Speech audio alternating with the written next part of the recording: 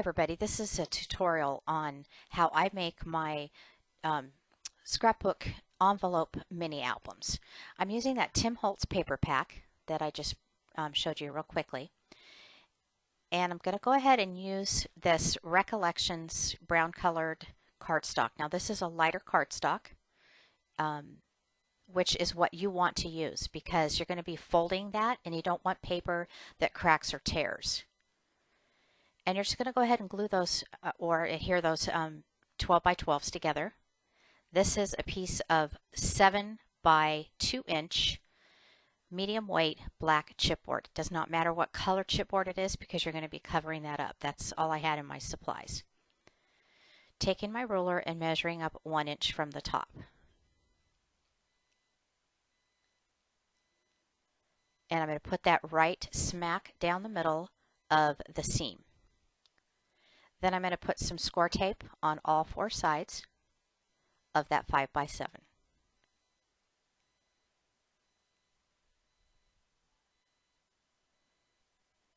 And same on the other side as well. Now you have to make your mini album the size of the envelopes that you're using. If you are not making your own envelopes, you would have to make it according to the size of the envelopes that you're using. But for this one, I made my own envelopes and they were 5 by 7. So I'm going to use that extra piece there of the chipboard as a guide. You want to leave about 1/8 of an inch, a little smaller, of space between the 2 by 7 and the 5 by 7 pieces of chipboard so that your paper folds up. That'll be part of your book. Definitely, don't make it so that there's no room there. All right, so I'm going to go ahead and measure 1 inch from each side. You can do 2 inch if you want. Grab my scoreboard, I don't know why, but okay, this is a really cool tool. I found this at Target. It's from Westcott, Westcott, and it's called a scissor mouse. And it's got a little thing underneath it that you put your paper in, a little thing, a blade, and you just slide it along. You have to be careful you don't have paper underneath it that gets caught in that blade or it will cut it too. Love this tool. Love it. Alrighty, so I'm going to put score tape again on the 5 by 7, the 2 by 7, and the other 5 by 7. Because that 1 inch border is going to be folded up. Now, if you're going to do a 2 inch border, whatever you're comfortable with, you're going to definitely want to put a 2 inch piece of score tape or double up on your 1/2 inch, whatever you have in stock. So go ahead and cut off the corners. And I'm trying to find my tweezers.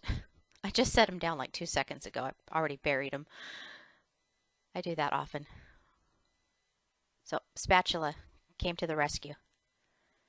All right, so get your bone folder and go ahead and make your score lines so that that paper folds up nicely. You don't need your score pal or your scoreboard or anything for this. And push down really well. You don't want that popping up. However, you will be covering that up as well, but you don't want to pop it up.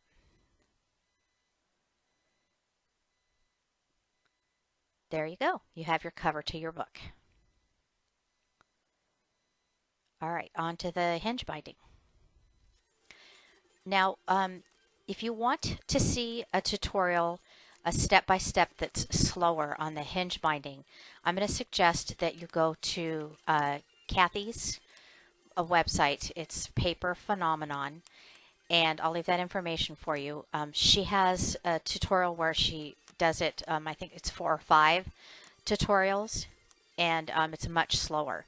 So this size of paper is 11 1/4 by 7, which is the height of the binder, and I scored it at 1/2 inch, 1/2 inch, 1/4 inch, 1/2 inch, 1/2 inch, 1/4 inch until I had 5 hinges.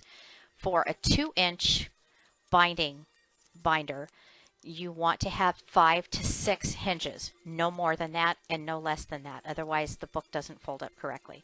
Gosh, how would I know that? If you're making a smaller um, binding, like a 1.5 or a 1 inch, then you need to adjust those hinges according to that size.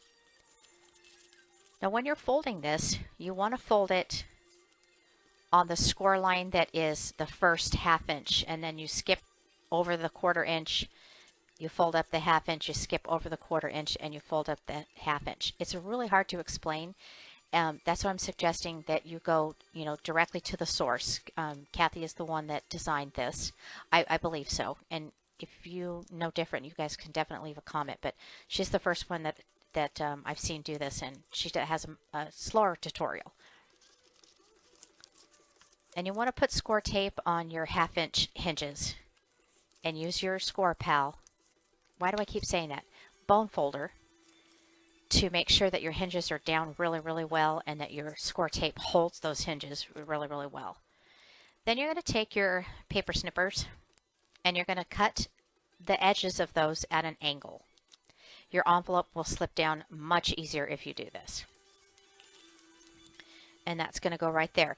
Now you can put score tape on the back end, or the back of the hinge binding, or you can put it directly on the binder, and I usually put it on the binder. I just feel more comfortable doing it that way. Sorry, my phone's ringing.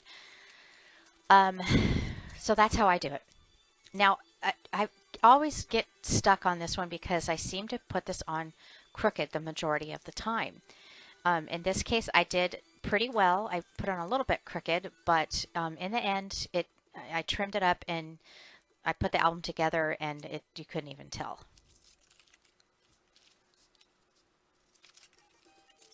Like I said, it challenges me every time. There goes my phone. Sorry about that, people. I can't seem to do a video without something interrupting.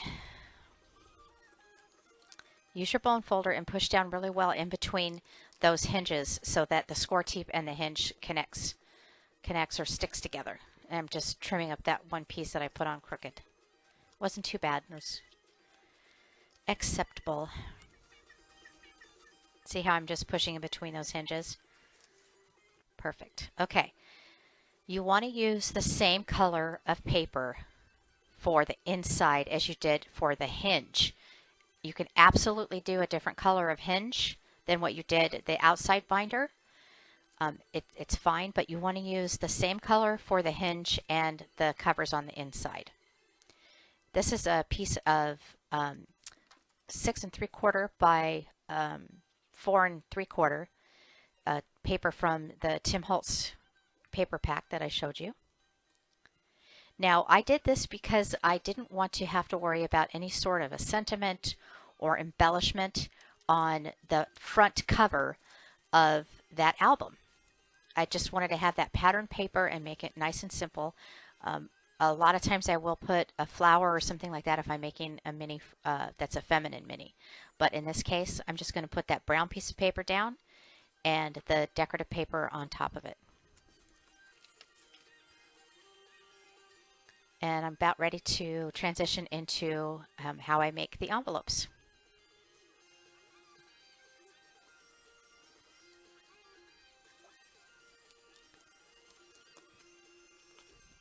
Okay, for the envelopes, again, make sure you're using paper that doesn't crack or tear. And I picked out a piece of that really pretty green paper that I'm trying to find another piece in that paper pack that would match well with it. That's my We Are Memory Keepers envelope punch. You can get those online anywhere. It's been around for a while. And I'm going to go ahead and cut this out according to size, which is 9.5 by 9.5. Now you'll see here in a minute, I don't think I actually cut that out at 9.5. I think I cut it out a little bit bigger because the envelope was too big for the hinge. So it'll be here in a minute. I'll show you. I actually had to take the envelope apart, but it worked out okay. Now the newer envelope punch boards have an arm that goes out that helps with that score line if you have a bigger piece than what that board is. Mine does not. So I'm just going to fold up the pieces, put a little bit of score tape on the smaller flaps, And you know, you can use your Cricut or your Silhouette to make envelopes. You don't have to have this punch at all. All right, let's go on to cutting that one piece. I really liked that part of that paper. So, and I needed to make it 5 by 7, making sure that the width was 5 and the design of the paper was straight up and down, and the height is 7. And I did make it the full size of that envelope. No, I didn't. I made it smaller. Oh, that's right. And I also used the Tim Holtz Distress Tool. I did not do any inking because I liked the white core of that paper. Now this is the part where I'm like, oh my gosh, my envelope is too big. So that's when I discovered that I must have cut the paper like maybe over 9.5 inches on both sides. So I'm going to bring it up about 1/4 of an inch. And knowing that that's all going to be covered by that Tim Holtz paper, I wasn't concerned about it. But that's my advice to you. Just, you know, make sure you're not rushing and you cut the wrong size paper, because it doesn't work. All right, like I said, I recreated the envelope, and now it slides on nicely. You just use the open part of that envelope to slide onto the hinge. All right, so there's my 5 by 7-ish, a little bit smaller, that I'm going to put on that envelope. Now you could use a double-sided pattern paper. I just made a mini called the videos Scrapbook envelope mini album Life's Journey or something like that. It had a double-sided flower. It was really pretty. And okay, so I'm putting tape on the hinge on both sides. You can also use a very good glue like the Tombow. It slides on much easier, slides off if you put it on crooked, but it does take a little bit longer to dry. With you use the score tape, it's like bam, right there. Now I also want to do the back side of the envelope, so I'm going to use that same paper. It doesn't have a pattern on it, but I'm okay with that because I'm going to be putting pockets and buttons and all kinds of stuff on there. And I'm doing distressing on that one as well. And just covering it up.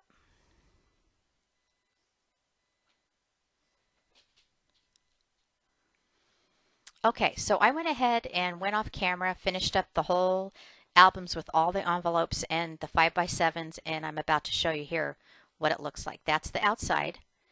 That's that front page that I showed you how to do. And then I just went through and I put brown paper, green paper. I had some American Crafts cardstock that I used for envelopes. That's it there. I left that blank just so that I can show you, what it looks like. And that's it. So anyway, if you have